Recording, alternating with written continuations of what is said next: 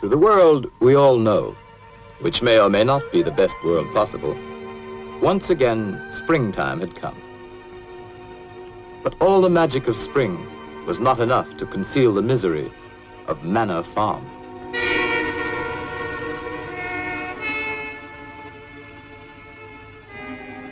Once thriving and fruitful, the farm and its owner, Mr. Jones, had fallen on evil days. Beset by problems of his own making, Mr. Jones had turned to drink. And for his misery, he had found poor company.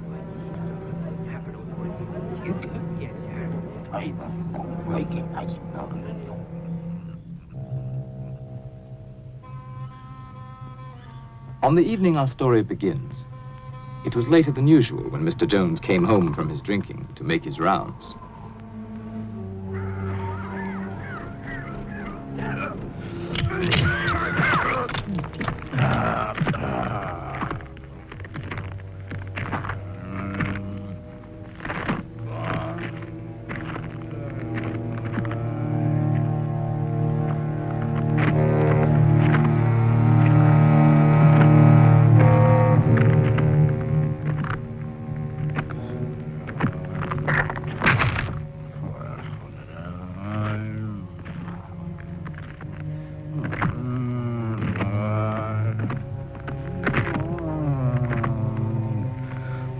Damned old hens.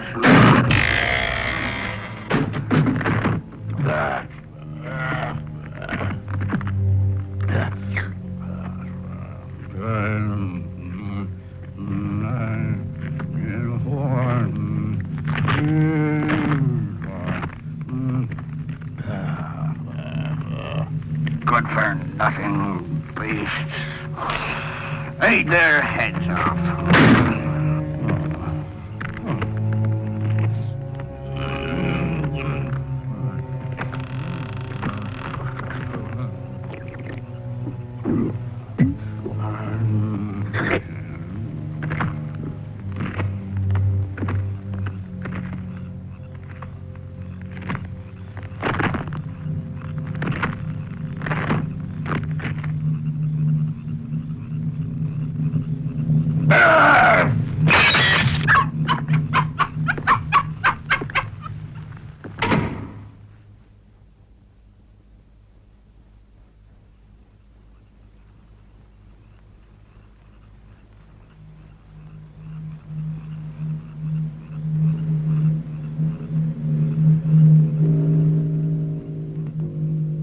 On this night, all the animals had agreed that as soon as Mr. Jones was in bed, they would gather in the main barn for a secret meeting called by Old Major, the prize boar hog, who because of his years was regarded as by far the wisest of the animals.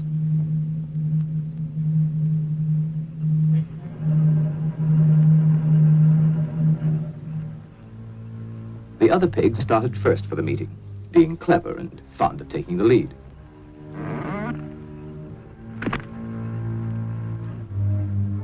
They were followed by Boxer, largest and strongest of the horses, and his devoted friend, Benjamin, the donkey. All the other animals, great and small, were anxious to get there, for such a meeting had never been held before.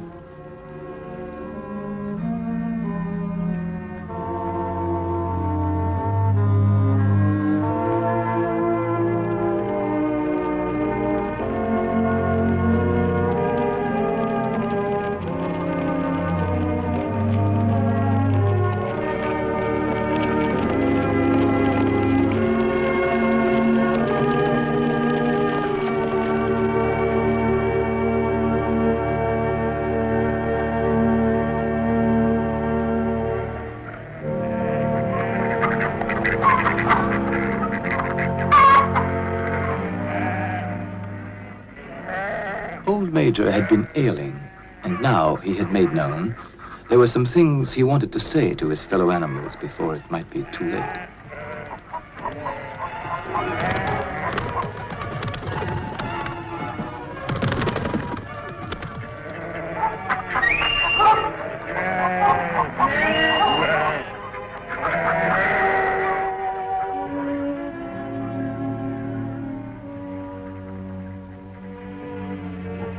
It took a while for all to find their seats. The pigs had taken up the best positions immediately in front of the platform. Among them, Snowball, determined to get a good view. And Napoleon, equally determined and even less polite.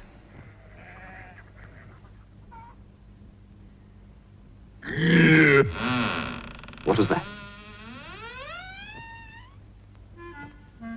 No. No, it wasn't Mr. Jones.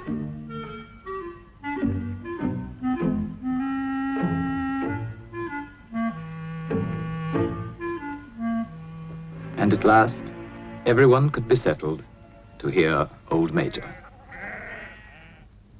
My dear friends, I have lived a long life. I have had much time for thought as I lay alone in my stall. I won't be with you much longer. And before I die, there's something I want to tell you.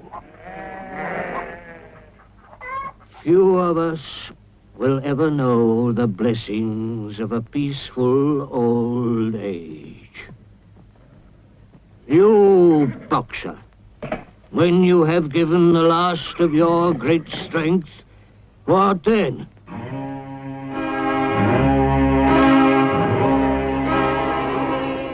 Whatever we produce is taken from us, stolen from us, and sold. Our children are born to cold and hunger.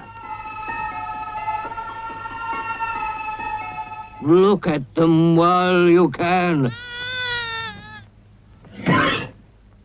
You porkers, do you know what the future holds for you?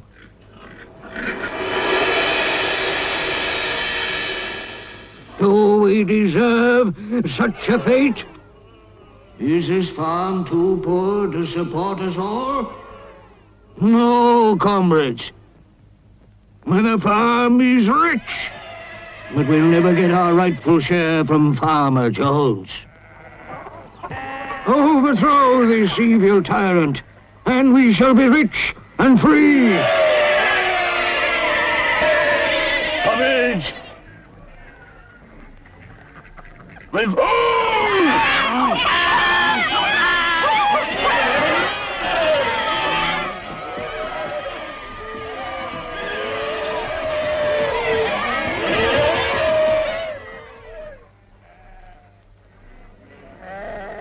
But remember, when you have got rid of Jones, don't adopt his vices. We animals are brothers, large or small, clever or simple, fur or feathers. Now and forever, all animals are equal.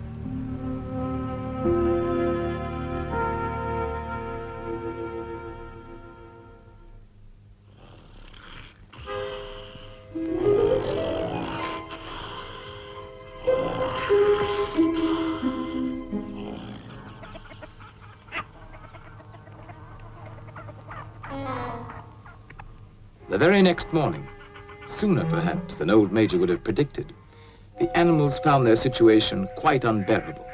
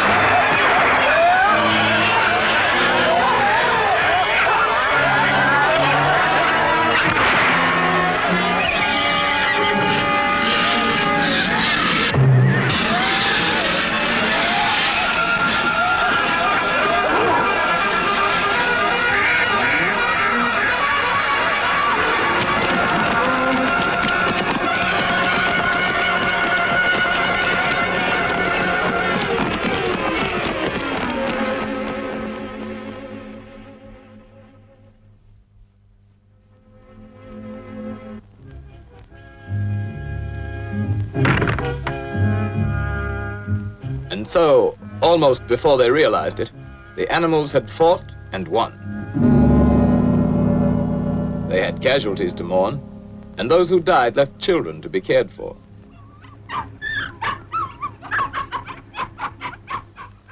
But Manor Farm was theirs, and they lost no time in destroying everything that reminded them of hateful Mr. Jones.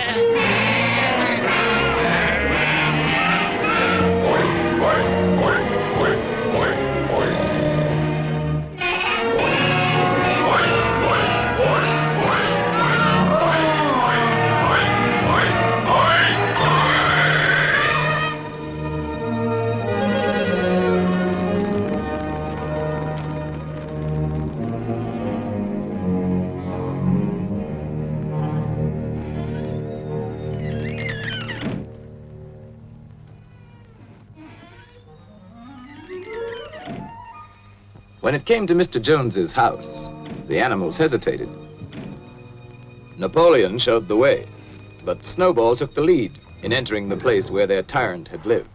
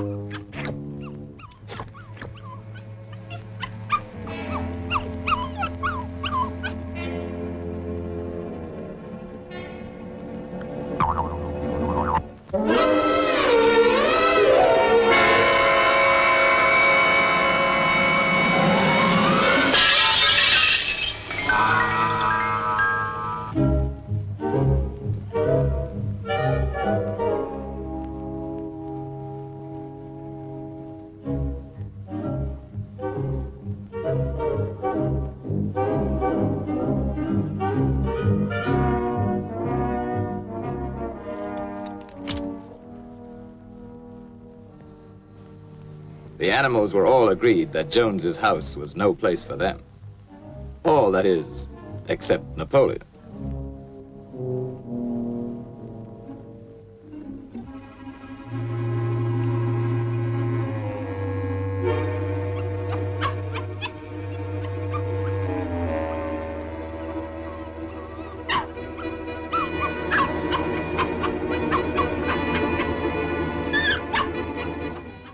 Meantime, Snowball led the other animals in organizing a new society, which they now named Animal Farm.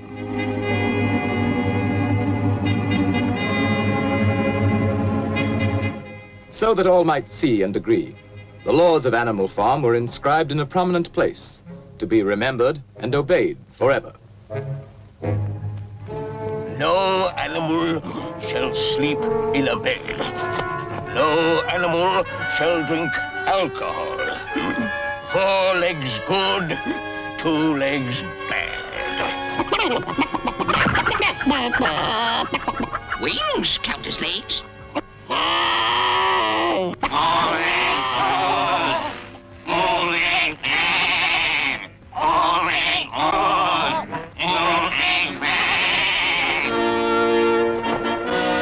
No animal shall kill another animal. All animals are equal.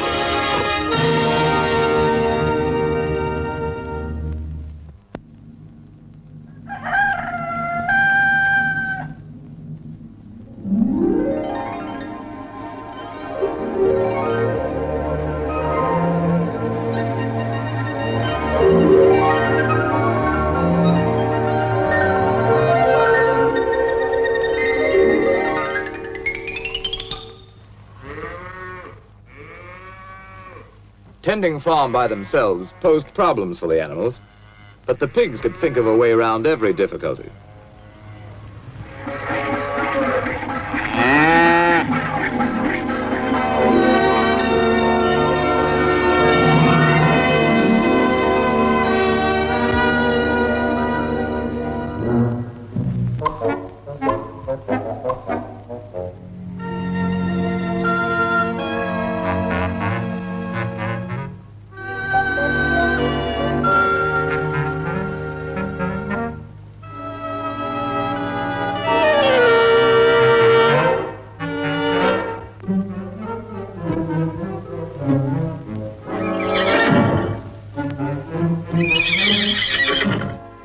Boxer was the admiration of everybody. He had been a hard worker in Jones's time, but now he seemed more like 3 horses in one.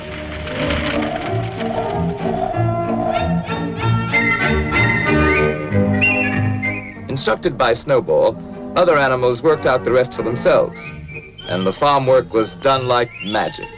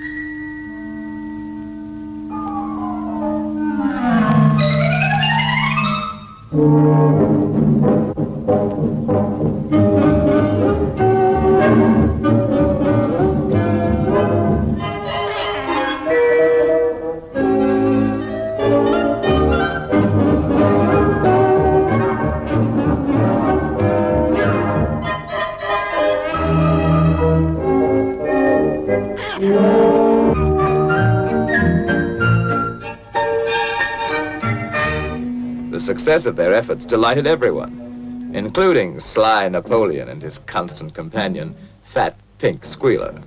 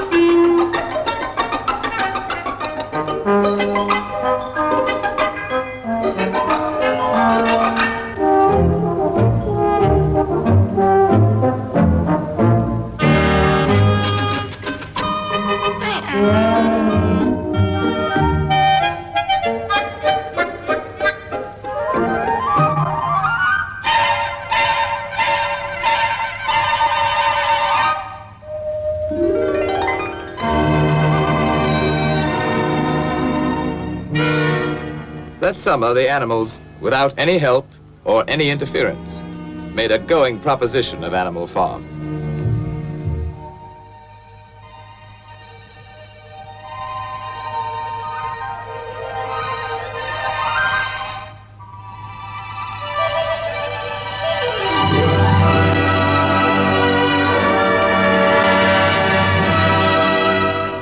The fields yielded richly, and they were cut and gleaned with diligence and devotion.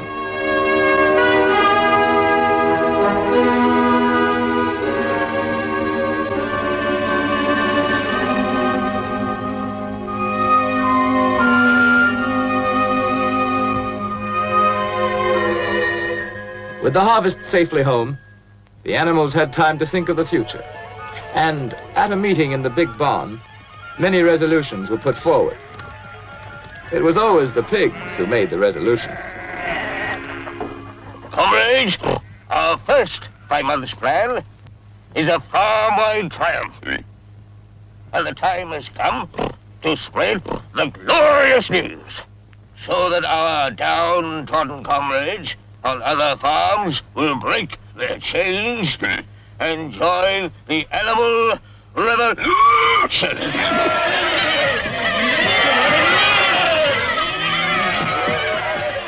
Go!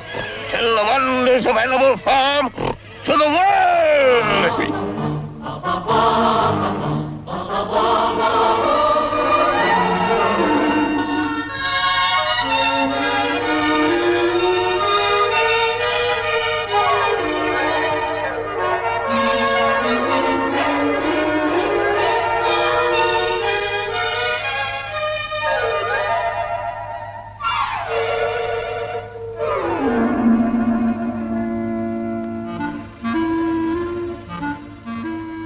some animals, content with their lot, were unimpressed by tales of peace and plenty.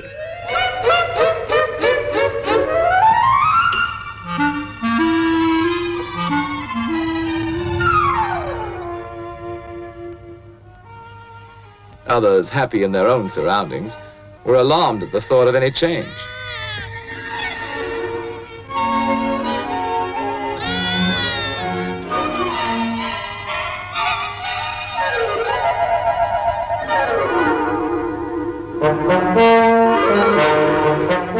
But wherever they were having a bad time, animals listened with interest.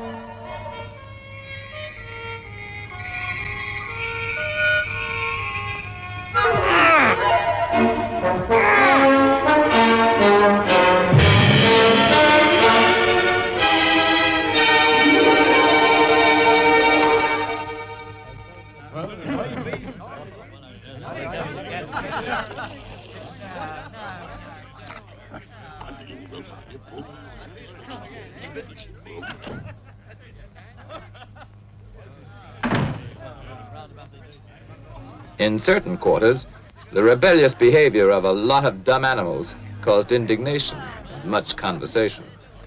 But nothing was done about it, for the drunken Mr. Jones and his cronies did not know what to do. Snowball felt that education was the animals' next necessity. Some of the animals were brighter than others, of course.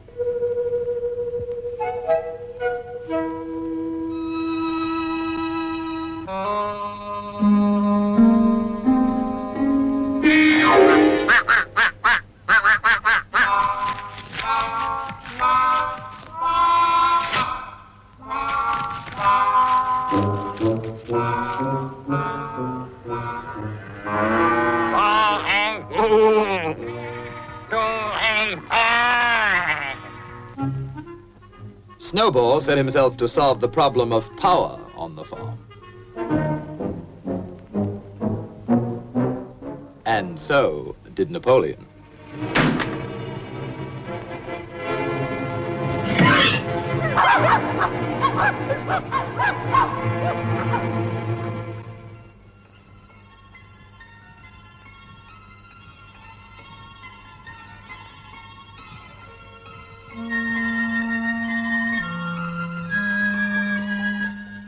In January, there came bitterly hard weather. Inexperienced management brought shortages to Animal Farm. But Snowball continued his thinking for the future. And in such thoughts, he was not alone.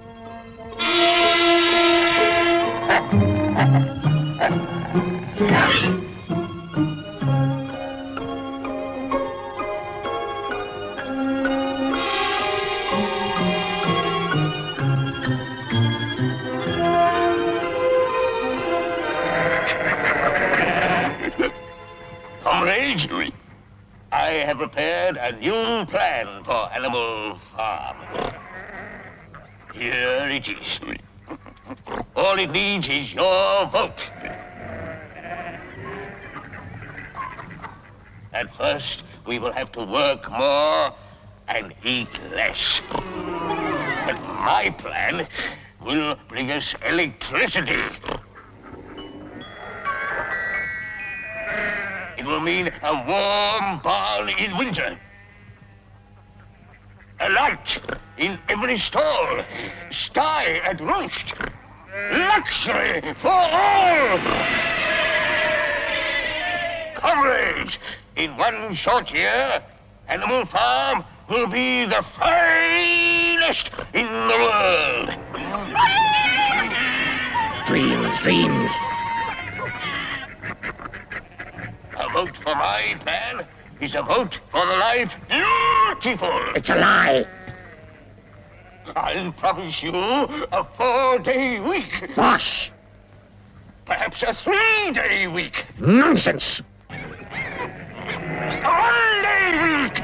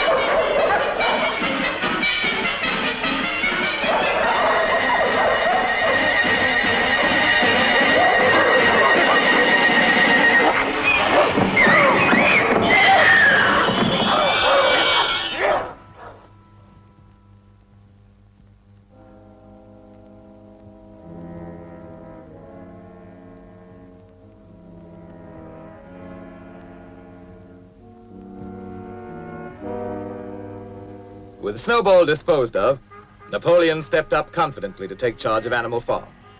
And Fat Pink Squealer became his obedient follower and assistant.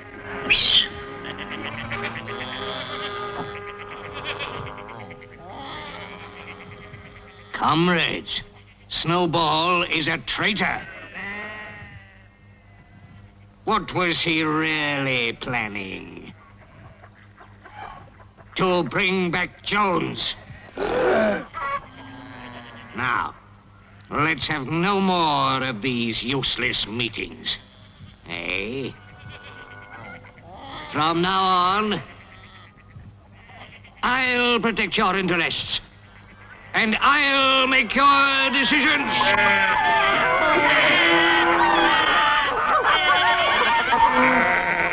Let me show you my plan for Animal Farm.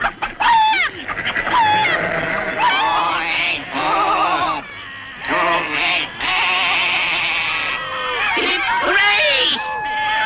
For Napoleon! And so the windmill was started after all.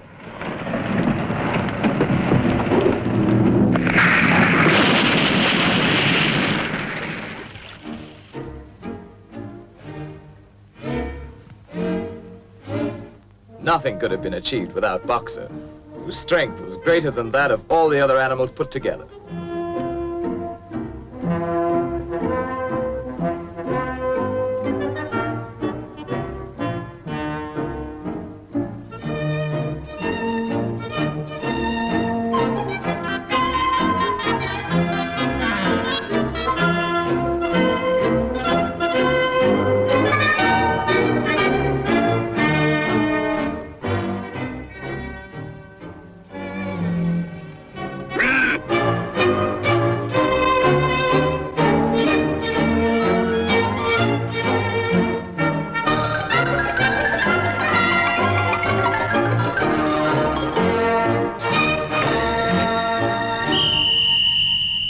Superintended by the pigs, all the animals worked long shifts which lasted from dawn till dusk.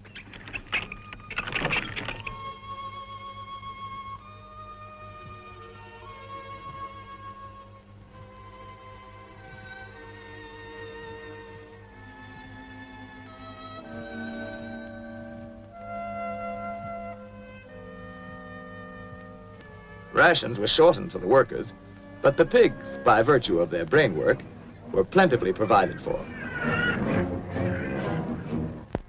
But the greatest inspiration came from Boxer, who, with his friend Benjamin, worked early and late, in season and out.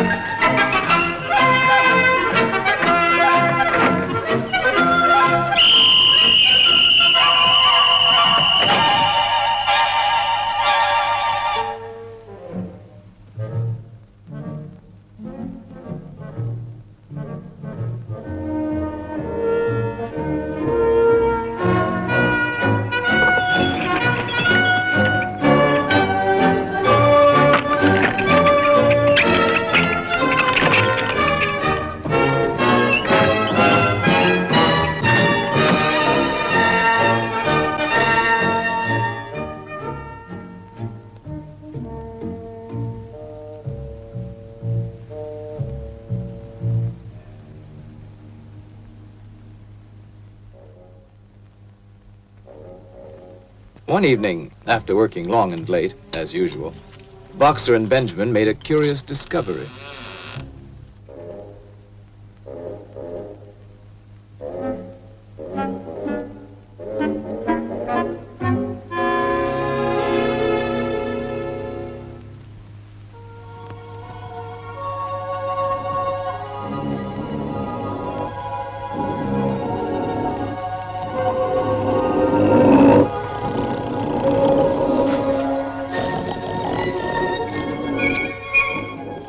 Word of what now went on at night in Jones's house spread quickly through Animal Farm.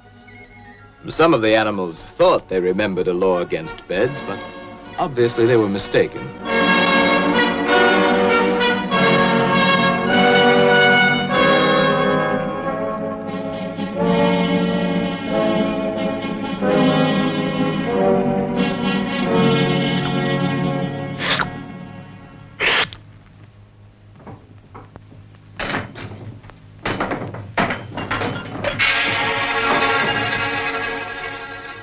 And now, other changes in the laws of Animal Farm were in store.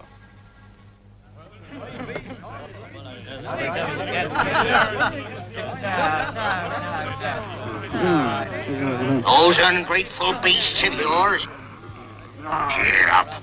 They won't last. Another winter will bring them to their knees. Anyway, where are they gonna buy the things they need? In Mr. Jones's circle, the subject of shortages at Animal Farm was a popular one. And a sharp trader named Whimper was just the sort to do something about it.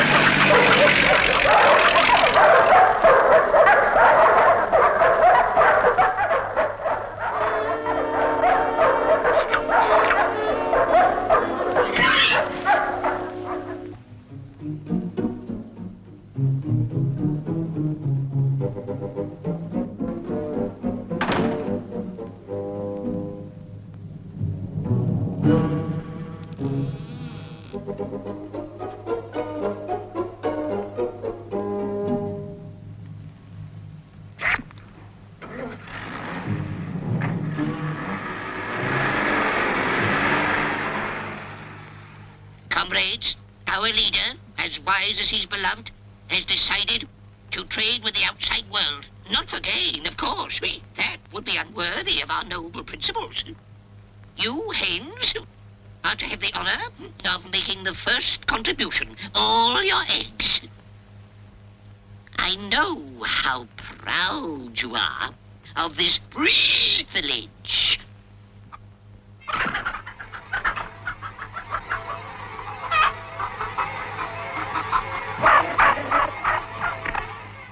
The chickens seemed to remember old Major saying that their eggs should never be taken from them.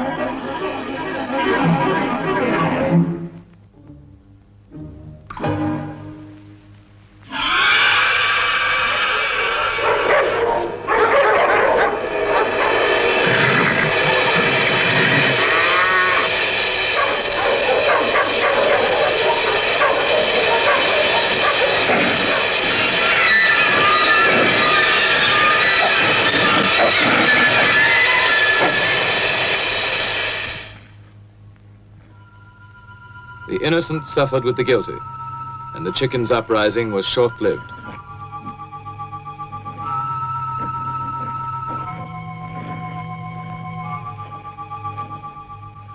Comrades, I have made a terrible discovery.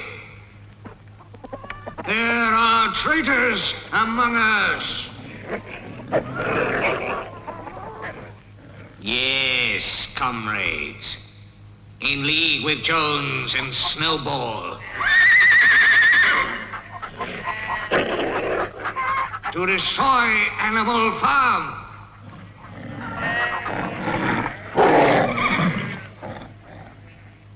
Who else is guilty? Stand up and confess!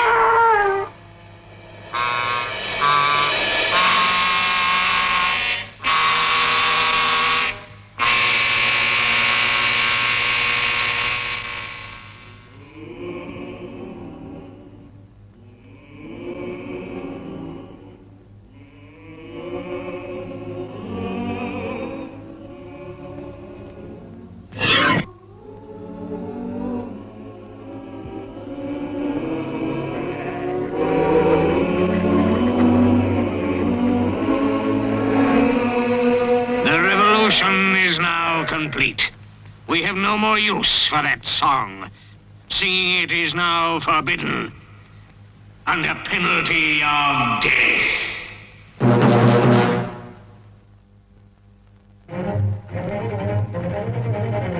Trade between Animal Farm and the outer world now became quite brisk.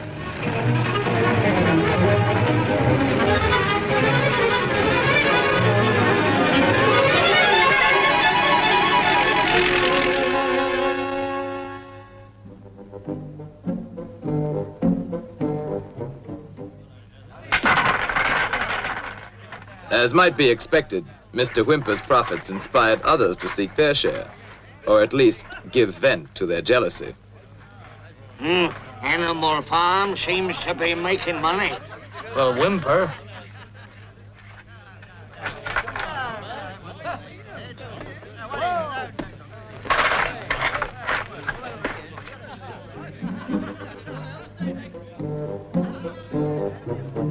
Who ever heard of animals running a farm?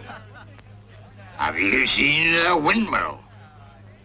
Come on, let's kick him out. Yes, kick him out.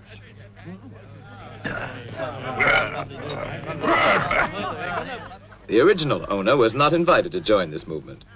His neighbors let him know his day was done.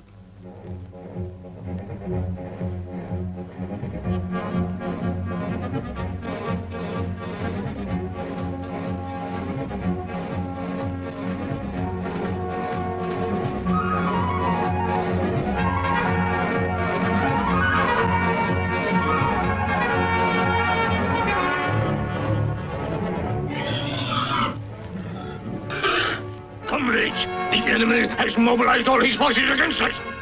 We must save Animal Farm from the hateful enemy.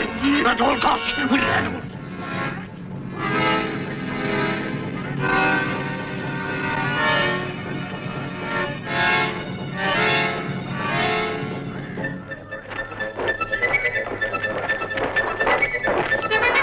Now is the time to fight, to die for Animal Farm. Let us show them all that Animal Farm is strong.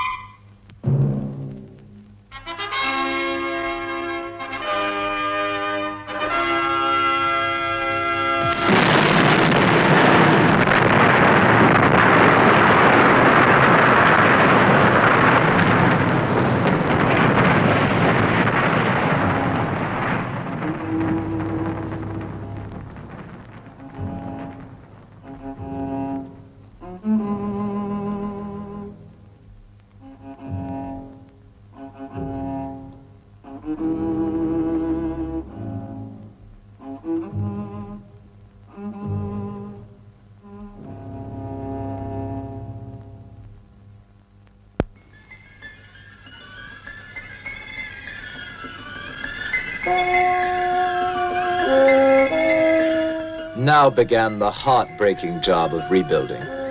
And as before, Boxer and Benjamin worked hardest of all. By now, supervision of the work by pigs was hardly necessary, so they had time for less laborious pursuits.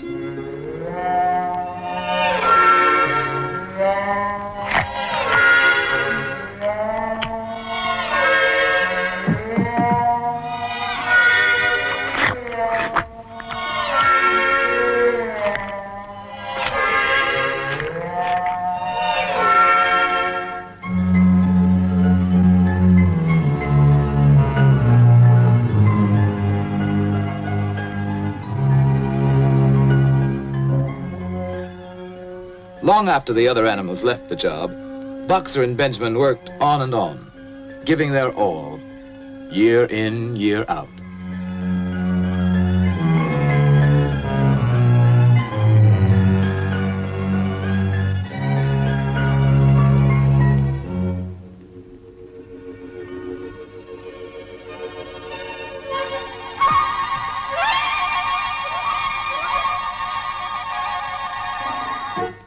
A new generation of pigs grew up, endowed with what were considered arts and graces very flattering to Animal Farm and its presiding genius.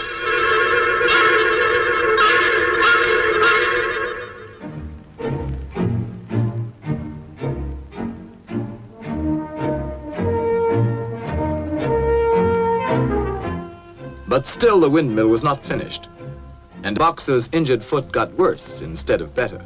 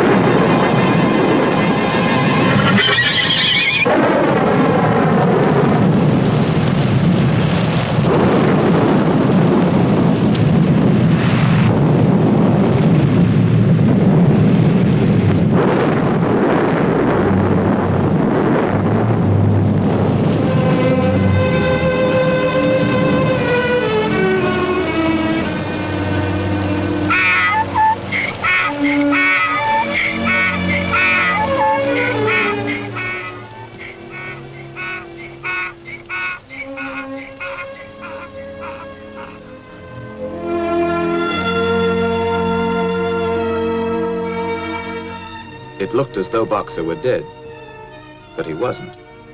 Not quite.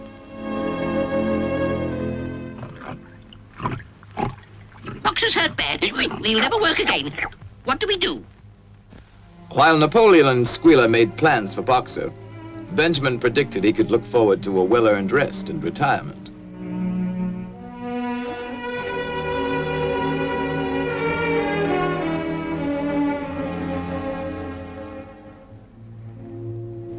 Next day, the windmill work went on as usual, but now without Boxer.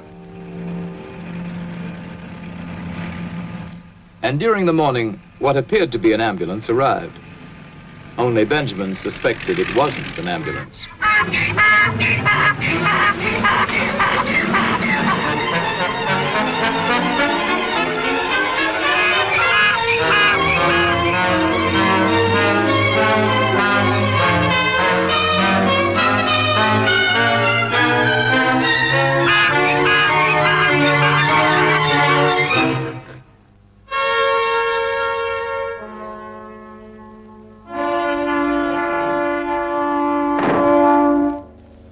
The other animals finally recognized the death wagon from Mr. Whymper's glue factory.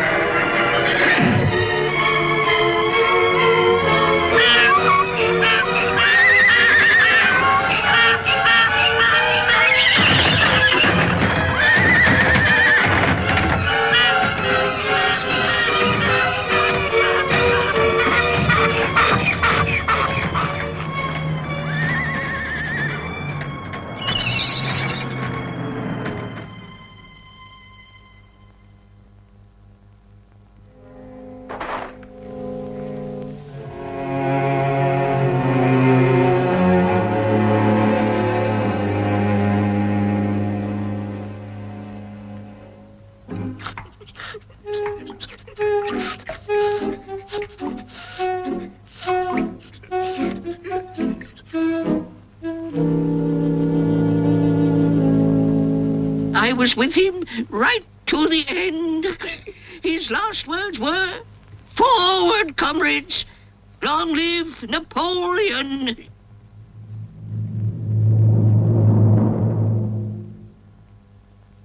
As for the wicked rumor that Boxer was sold to a glue factory, our beloved leader would never do that. Long live Napoleon! Long live Napoleon!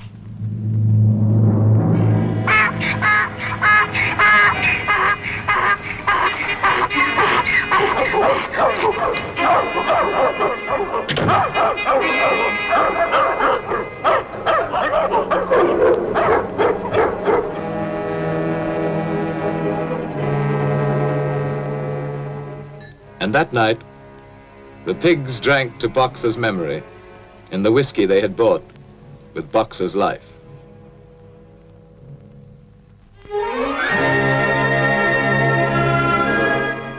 Years passed. The seasons came and went. The short animal lives fled by. The completed windmill stood as a monument to its builder's faith and sacrifice. But the animal's revolution was only dimly remembered. Outwardly, Animal Farm appeared prosperous, but the animals themselves were no better off, with the exception of the pigs and their supreme leader, Napoleon.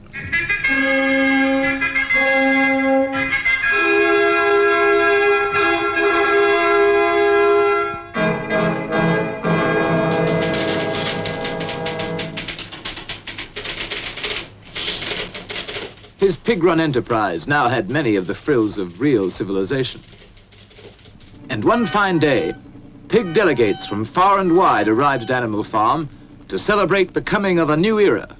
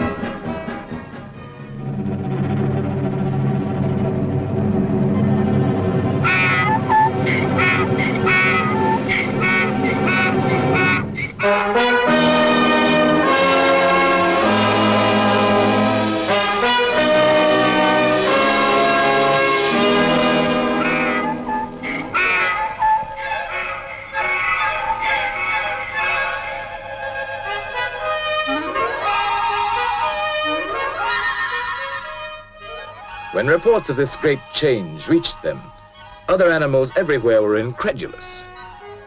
Dismayed and indignant, they headed toward Animal Farm from all directions, instinctively uniting once again in common cause.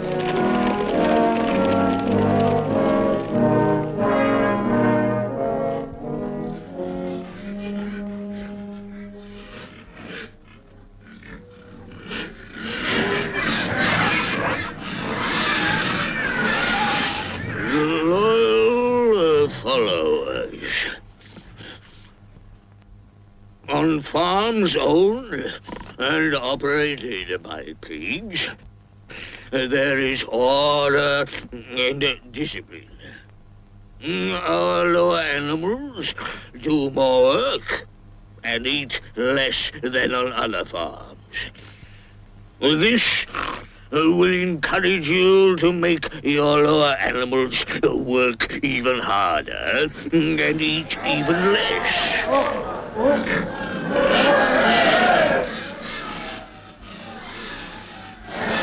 To a greater Animal Farm. To peace and plenty under pig rule.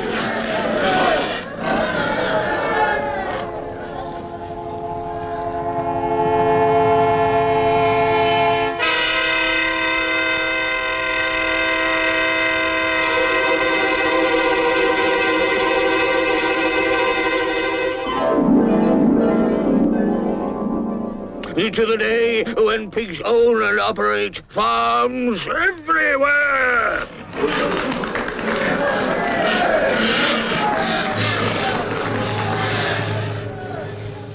To the animals, it now seemed that their world, which may or may not someday become a happy place to live in, was worse than ever for ordinary creatures. And another moment had come when they must do something about it.